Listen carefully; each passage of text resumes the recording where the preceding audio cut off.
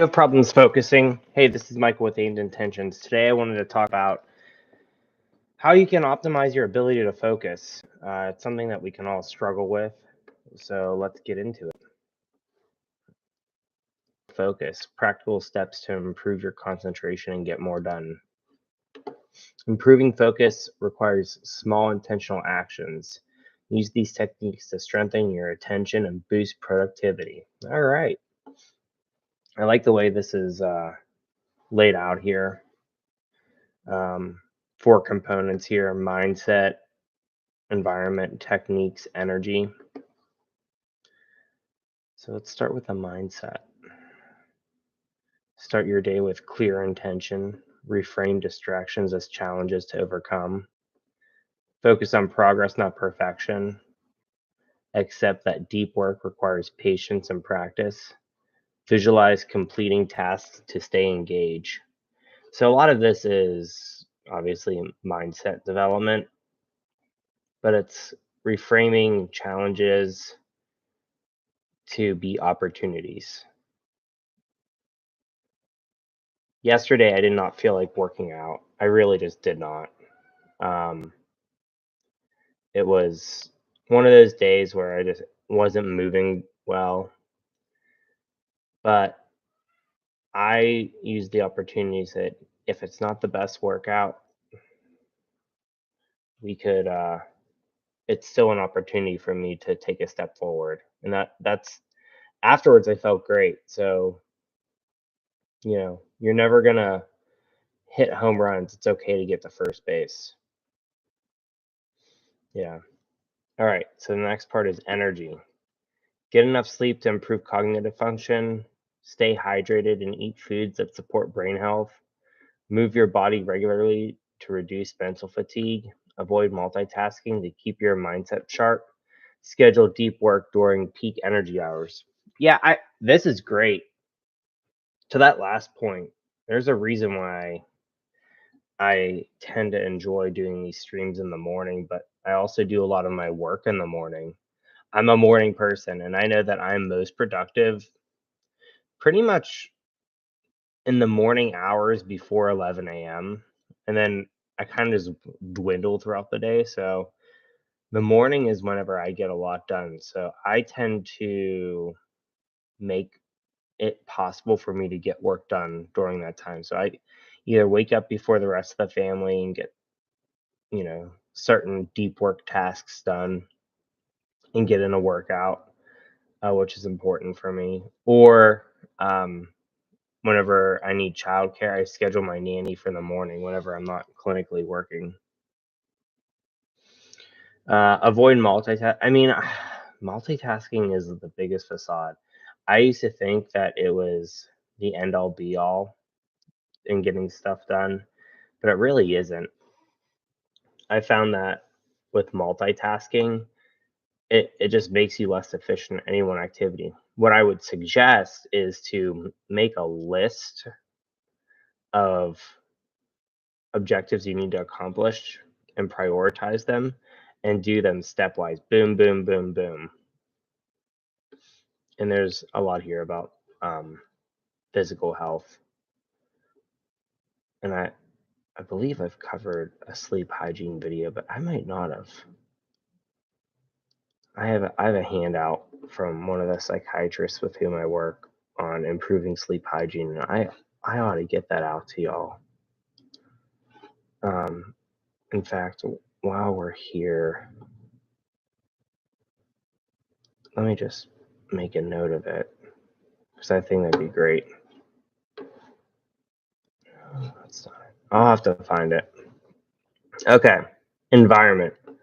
Eliminate clutter from your workspace. Use noise canceling headphones or background music to minimize distractions. Keep your phone out of reach during work sessions. This is big, people. Uh-oh. Looks like my connection is unstable.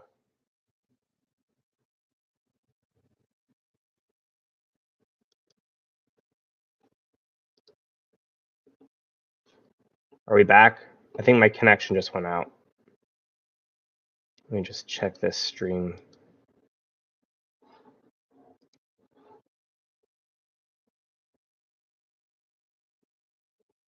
It says it's working now. Okay, great.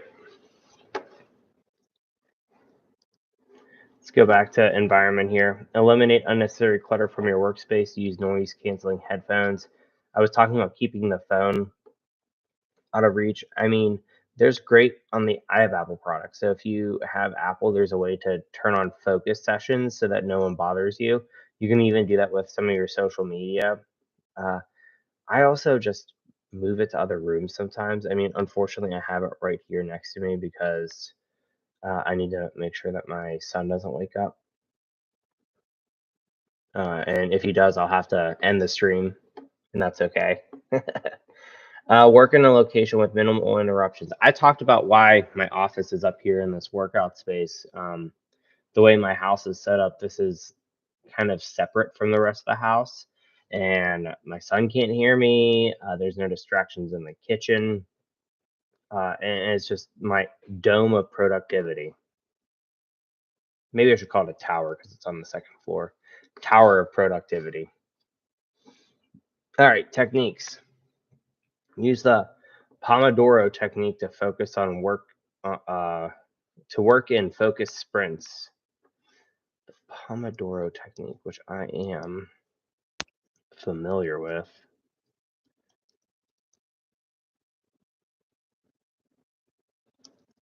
but just for sake of completeness, it's a time management method that uses a timer to break down work into focus intervals, typically 25 minutes, followed by short breaks. The technique involves working on a task for 25 minutes, a Pomodoro, then taking a 5-minute break. After 4 Pomodoros, a longer break of 15 to 30 minutes is recommended. The Pomodoro technique aims to improve focus and productivity by breaking down tasks into manageable chunks and incorporating regular breaks to prevent the burnout.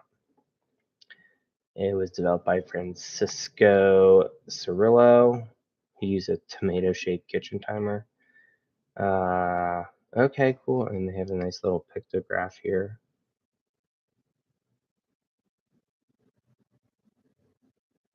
Cool.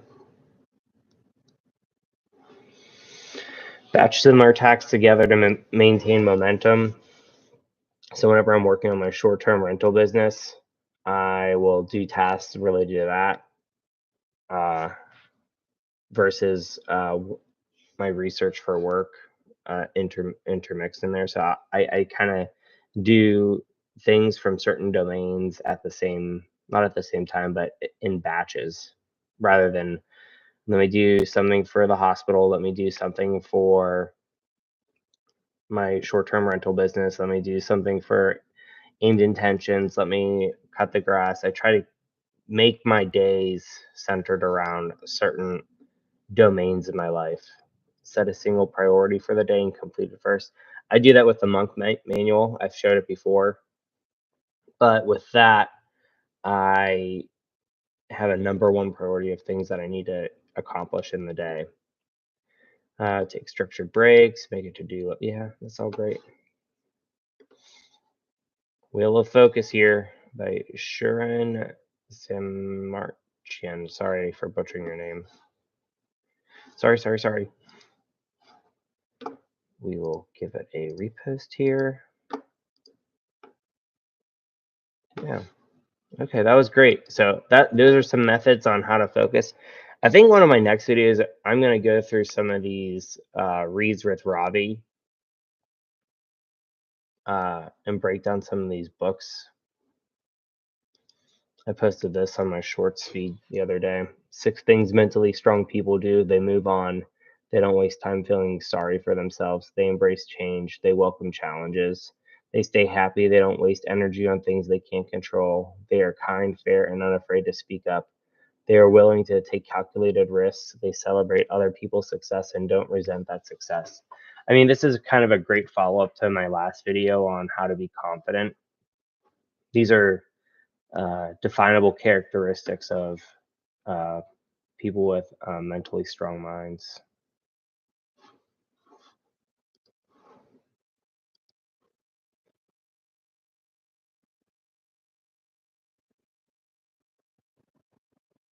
I'm going to do another video on 11 habits that seem unprofessional. But I think today we're focusing on focus, and I'm getting distracted here.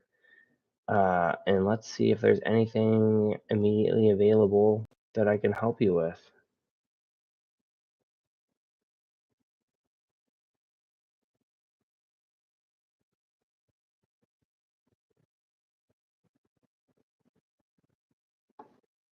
This might be helpful.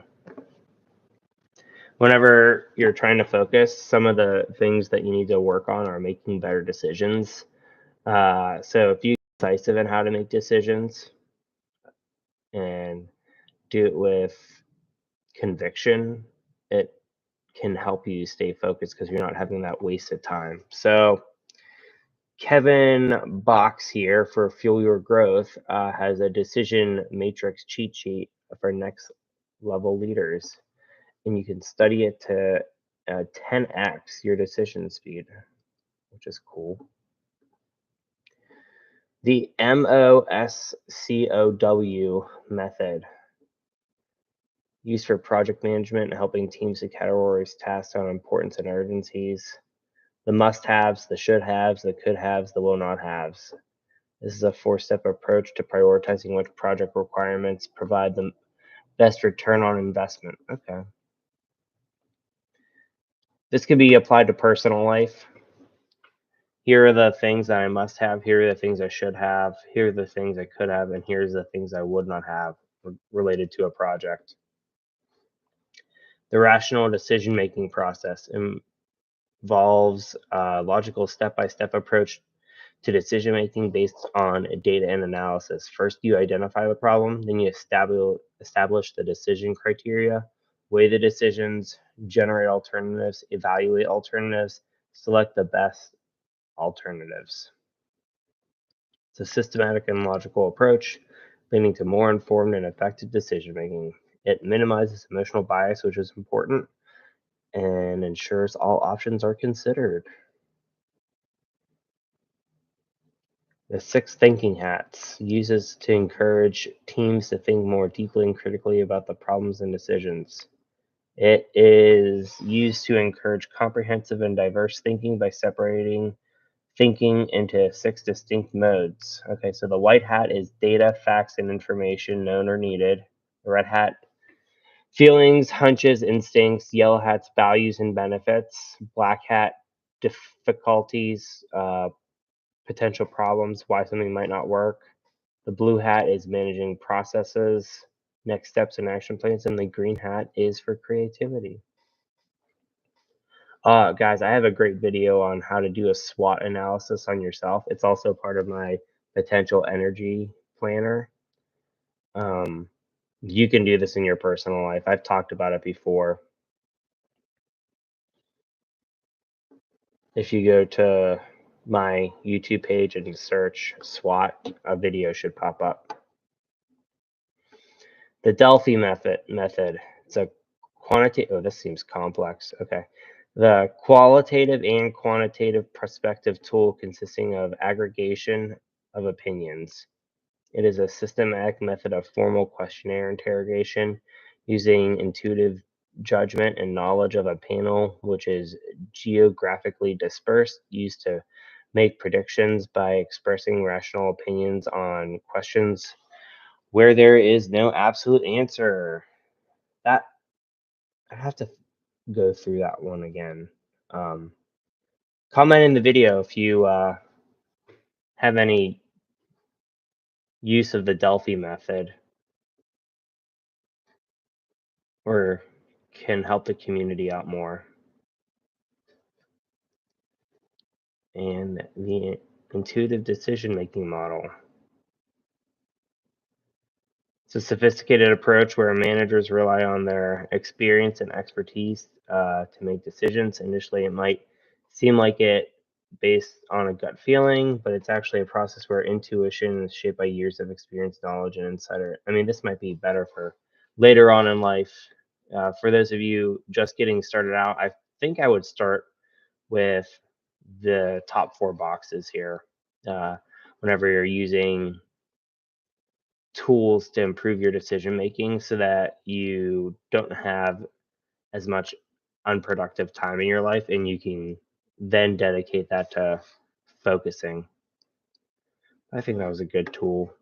It's probably better for those who in the MBA type careers. But good on you. Oh, here we go. We'll just end with this. Losers focus on winners and winners focus on winning. I think we'll end it there. Good luck, everyone. Like and subscribe, and I'll see you next time. This is Michael with Aimed Intentions. Take care.